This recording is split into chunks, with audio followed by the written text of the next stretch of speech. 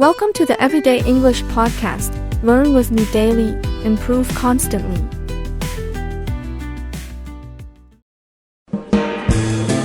Welcome back, English learners. My name is Marco, and I'm joined here by the lovely Erica. And today we're going to be bringing you another great lesson, one of the lessons that you requested. Yes, that's right. Actually, Maxim S requested this one. Right. I think he's really into research and investigation, so we're bringing you a great lesson about this topic.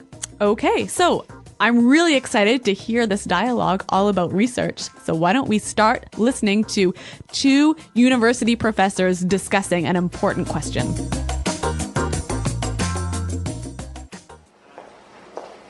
We've been over this 1,000 times. The data is irrefutable.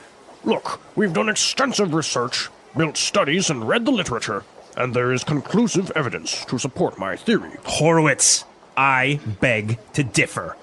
Even in your most recent study, the investigative approach was flawed. You know as well as I do, the collection of data was not systematic, and there's a large margin of error. To draw a definitive conclusion based on that data would be misleading. That is preposterous. You are trying to single-handedly solve one of the world's greatest mysteries, and yet you're oblivious to the fact that you're wrong. I am not wrong. The chicken came first. No! The egg came first! The chicken.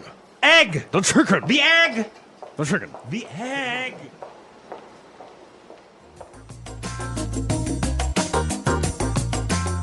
All right, so interesting. Which came first, the chicken or the egg? It's an age-old question, isn't it? And apparently, they are not going to agree anytime soon. All right, well, what they can agree about is this awesome language. So why don't we take a look at it now in Language Takeaway. Language takeaway. Okay, on Language Takeaway today, we have some really great words, and this first one is really good. Irrefutable. Irrefutable. Irrefutable. The data is irrefutable. Okay, so if the professor says that the data is irrefutable, what does he mean by that? He's saying that you cannot deny it. It is really, really true. It is really true. There is no way this is a lie. Exactly. Okay. Irrefutable evidence, for example. Yeah, that's a great phrase. All right, so the professor complained that Dr. Horowitz's experiment was flawed. Flawed. Flawed.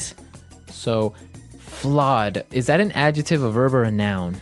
It is an adjective Okay. here. Now, when something is flawed, there is a problem with it, right? Okay, There's so a it mistake. has an error. Yep. Okay. So this adjective is a way of saying that his experiment has a flaw. A mistake. A Exactly. mistake. So flawed is the adjective of a flaw. Right. Okay. Now, the reason that his study or his experiment was flawed is because that it was not systematic. Systematic. Systematic. So systematic. That's an interesting word. Now, I think we can recognize the word system in here, right? Right? So when something is systematic, it follows a process. A certain order. Yes, a certain system. Right. So that's basically what systematic means, to follow a certain order, to be more organized, right? Exactly, yep. Okay. And what about our next word? Preposterous. Preposterous. Preposterous. That is preposterous. I love this phrase. It usually goes together, right? That is preposterous. Yep. Okay, so what does it mean when I say that? It means it's absurd. It's ridiculous. Right. It doesn't make sense. I can't believe you said that. All right, well, this is a really interesting phrase, but I think it's a little bit more common when it's used by older people. Yeah, I don't really see a young person going up to someone and say, hey, that's preposterous. Yeah, but it is a wonderful phrase. Now, our final phrase for takeaway, oblivious. Oblivious. You're oblivious to the fact. So a person that is oblivious to something. They don't know, or they're unaware. Okay, so they ignore maybe the facts, or Exactly. they don't see it. Yeah, you're oblivious to the fact that we're in a recession. Okay, or he is completely oblivious. You can just say it like that, right? Yep, he doesn't know. Okay, so we took a look at some of the great vocabulary we found in the dialogue, but there were also some really good phrases that I think we should look at. Okay, and let's take a look at those and putting it together. Putting it together. You know, Marco, one of the things I love about English is the way that words seem to fit together, like blocks coming together. And here we have a lot of great examples of these words that fit together really nicely. Okay, so why don't we look at those? And our first one now is extensive research. Extensive research. Extensive research. All right, so we know extensive means A lot. a lot. Yeah. So that's really good when you put it together. Extensive research. It means you have A lot of research. you have really studied, you have really looked things up. Okay, extensive research. Another great research-related phrase here is conclusive evidence. Conclusive evidence. Conclusive evidence. All right, now the first word there, conclusive. When something is conclusive, you can't argue with it. It's the final decision. All right, well, the professor complained that Horowitz's investigative approach was flawed, right? Mm-hmm. So this is our next phrase, investigative approach. Investigative approach. Investigative approach. Okay, so I remember the word investigate is a verb. Yes? But in this case, it's an It's an adjective. adjective, When something is investigative, it's obviously having to do with... an investigation. Mm-hmm. So the approach so when he said investigative approach.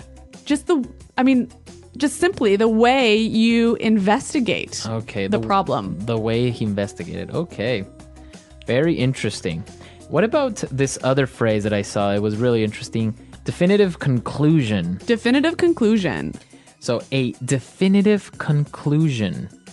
All right. Well, again, I think we know the word conclusion, right? Okay. So it's a final judgment or decision. All right. When something is definitive, you can't argue with it or change it. Okay. So the conclusion or the final result is final. Like there is no way of arguing it. Exactly. Okay. All right. Definitive conclusion. This is some great language. So why don't we listen to it one more time in the dialogue?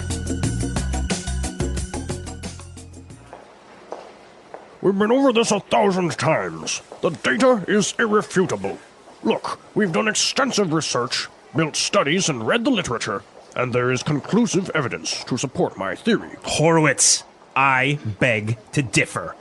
Even in your most recent study, the investigative approach was flawed. You know as well as I do, the collection of data was not systematic, and there's a large margin of error. To draw a definitive conclusion based on that data would be misleading. That is preposterous. You are trying to single-handedly solve one of the world's greatest mysteries, and yet you're oblivious to the fact that you're wrong. I am not wrong. The chicken came first. No! The egg came first! The chicken. Egg! The chicken. The egg! The chicken. The egg!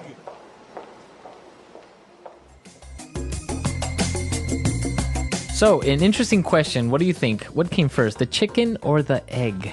Well, if you ask me, it was the egg. It was the egg? Yeah. Interesting. What about why did the chicken cross the road? To get to the other side. Do you think that's really the reason? Well, there's a million different reasons, but this is great. I'm glad you brought that up because this is like the classic English joke. The classic English joke, right? Why did the chicken cross the road? And the answer is always... Well, there are a million answers. So do you guys know any chicken jokes? Yeah, why don't you come to our website, englishpod.com, and on the comments section, why don't you leave us your thoughts on what came first, the chicken or the egg, and why do you think the chicken crossed the road? All right, well, we really look forward to hearing your ideas, and Marco and I will be around to answer your questions. So I think we're out of time for today, but thanks for listening, and We'll see you there. goodbye. Bye.